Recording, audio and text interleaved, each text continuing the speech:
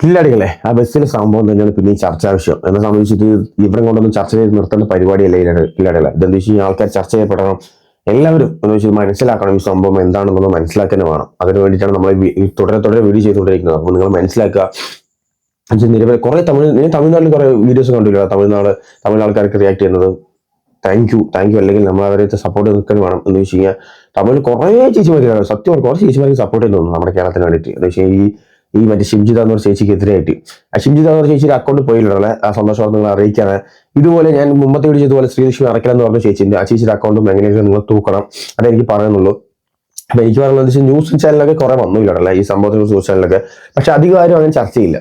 മനസ്സിലായി വെച്ച് കഴിഞ്ഞാൽ ചർച്ച ചെയ്യുമ്പോൾ കൂടുതലൊന്നും വാർത്ത ഉണ്ടാവില്ല. ഇതിപ്പോ ഞാൻ പറഞ്ഞില്ല, മുമ്പ് പറഞ്ഞ ഒരു സ്ത്രീക്കാണ് സംഭവിച്ചത് വെച്ച് കഴിഞ്ഞാൽ, സ്ത്രീയാണ് ഞാൻ ആത്മഹത്യ ചെയ്തത് വെച്ച് കഴിഞ്ഞാലേ ഒന്നും പറയണില്ലേ, കത്തിക്കും കേരളം അവര് എല്ലാവരും. ന്യൂസ് ചാനൽ ഫെമിനിസ്റ്റുകൾ അങ്ങനത്തെ കുറെ ആൾക്കാർക്ക് കൂടി കേരളം കത്തിക്കും, ഉറപ്പാണ് കേരളം. എന്ന് വെച്ചാൽ അങ്ങനത്തെ ആൾക്കാരാണ് ഇവിടെ ഉള്ളത്. മനസ്സിലായില്ലേ? എന്ന് വെച്ചാൽ പുരുഷന്മാർക്ക് എന്തോ സംഭവിച്ചോട്ടെ ഒരു പ്രശ്നമില്ല. ഇത് പണ്ടങ്ങാണ്ടോ ഏതൊരു പുരുഷൻ തെറ്റ് ചെയ്തതിനെ നമ്മൾ അനുഭവിച്ചുകൊണ്ടിരിക്കാം. മനസ്സിലായില്ല? എന്ന് വെച്ച് കഴിഞ്ഞാൽ പുരുഷ സംഘടന അങ്ങനെയാണ് എന്ന് പറഞ്ഞിട്ട് നടക്കുന്നവരുണ്ട്.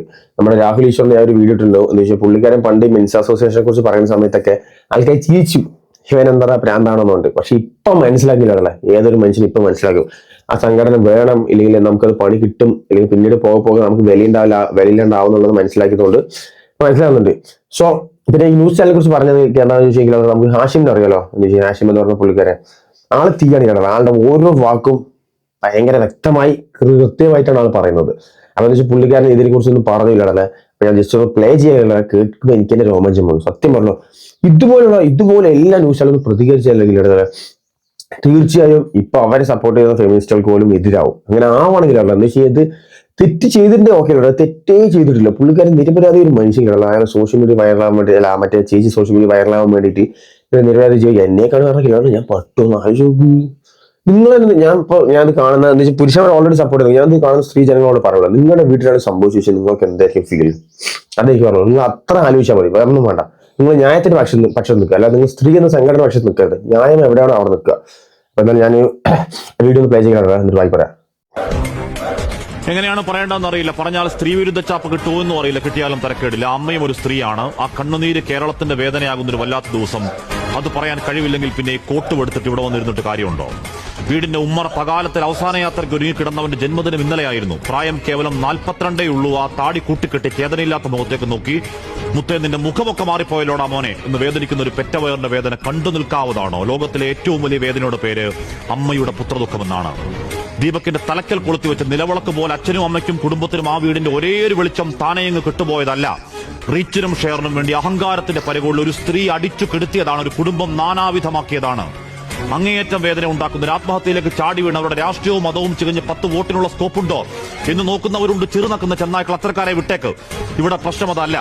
അക്കാലം അത്രയും എല്ലാവരും നല്ലത് മാത്രം പറഞ്ഞൊരാൾ, രാവന്തിയോളം കഷ്ടപ്പെട്ട് അധ്വാനിച്ച് കുടുംബത്തിന് വേണ്ടി ജീവിച്ചൊരുത്തനെ സോഷ്യൽ മീഡിയ കമ്പോളത്തിന് വേണ്ടി സൈബർ ആൾക്കൂട്ടക്കൊലയിൽ തൂക്കിവിറ്റ് കഴിവേറ്റിയതാണ്. നവീൻ ബാബുവിന്റെ കാര്യത്തിൽ എപ്പോഴും പറഞ്ഞതുപോലെ മരിച്ചുപോയവർക്ക് വേണ്ടി ആഞ്ഞുവാദിക്കൽ ഉത്തരവാദിത്തമെന്ന ബോധ്യത്തിൽ മാത്രമല്ല, വീഡിയോ പലയാവർത്തി കണ്ട ബോധ്യത്തിൽ പറയുന്നു, ആ യുവാവ് 110% നിരപരാധി. ഭാരമുള്ളൊരു ബാഗ് ഉയർത്തുമ്പോൾ അറിയാതെ പറ്റിയത്, റീച്ചിന് പറ്റിയ ഒരു കോപ്പ് കിട്ടിയ ആനന്ദത്തിൽ ചിരിച്ചുകൊണ്ട് ലൈംഗികാതിക്രമം പകർത്തിയെന്ന് ആരോട് പറയലാണ്? ആദ്യമിട്ടൊരു വീഡിയോ എറിച്ചില്ല, പിന്നെ ആ സ്ലോ മോഷൻ പല ആംഗിളിൽ എഡിറ്റ് ചെയ്ത് സാരോപദേശം തള്ളിക്കയറ്റിയ വീഡിയോ ഇന്നലെ അപ്പോൾ 27 ലക്ഷം പേര് കണ്ടെങ്കിൽ ഒരുത്തനെ പച്ചയ്ക്ക് വെട്ടിക്ക് ഇറച്ചി കഷ്ണം വിൽപ്പനയ്ക്ക് വെച്ചതിന്റെ കൂലിയാണ്. കഷായം ഗ്രീഷ്മയ്ക്കും കൂടത്തായി ജോലിക്കും വേണ്ടി വാദിച്ചവർ ഇവിടെയും ഒരു ഹാഷ്ടാഗ് അവൾക്കൊപ്പം ഉണ്ടാക്കി ഇറങ്ങുന്നുണ്ട്. സ്ത്രീപക്ഷ കാപട്യങ്ങളെ നാണമുണ്ടോ? കോൾ ഔട്ട് എന്നും പറഞ്ഞ് യഥാർത്ഥ പരാതികളെയും തൊലക്കലാണ് നിങ്ങളുടെ പണി. അതാണ് പറഞ്ഞത്. നമ്മൾ ആ മുമ്പത്തെ വീഡിയോ ഇട്ട് കണ്ടവർക്ക് മനസ്സിലാൻ പറ്റും. എന്താ വെച്ചാൽ ഫെമിനിസം എന്താണ്, അല്ലെങ്കിൽ ഫെമിനിസം എവിടെയൊക്കെ പ്രവർത്തിക്കുന്നുണ്ടെന്ന് ഇപ്പൊ മനസ്സിലായില്ലേ? അത്ര ഉള്ളില്ല.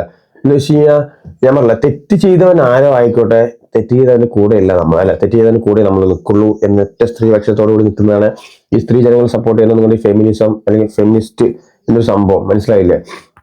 ഈ ഫെമിനിസം നിങ്ങൾ സപ്പോർട്ട് ചെയ്തില്ലല്ലോ. അപ്പൊ നിങ്ങളൊന്ന് ആലോചിച്ചാൽ മതി. ആ ദീപക് എന്ന് പറഞ്ഞ പുള്ളിക്കാരൻ്റെ ഒരു അമ്മയുണ്ടായിരുന്നു, ആ അമ്മയ്ക്കും വേദനയൊക്കെ ഉണ്ട്. മനസ്സിലായില്ലേ? അപ്പൊ അതൊന്ന് തിരിച്ചറിഞ്ഞാൽ കൊള്ളാമായിരുന്നു നിങ്ങളെല്ലാവരും. അതേ എനിക്കും പറയുന്നുള്ളൂ. എന്ന് വെച്ച് കഴിഞ്ഞാൽ മനുഷ്യനാണില്ലേ, എല്ലാവർക്കും ജീവിക്കണം. മനസ്സിലായി? അതിൽ പുരുഷനോ സ്ത്രീയെന്നോ ഇല്ല.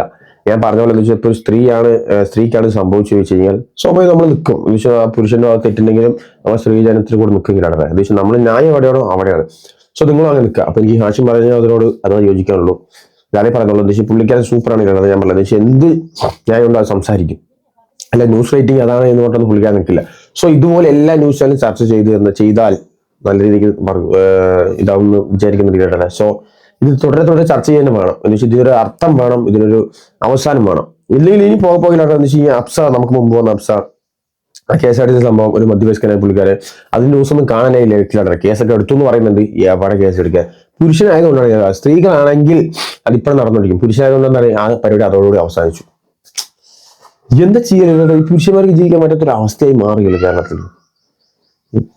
അതാണ് ഞാൻ എങ്ങനെയൊക്കെ ശിക്ഷപ്പെടണം. അങ്ങനെ പുരുഷ സംഘടന, രാഹുൽ പറഞ്ഞ പുരുഷ സംഘടന വരിക തന്നെ വേണം. എല്ലാം നടക്കില്ല, ഒരിക്കലും നടക്കില്ല.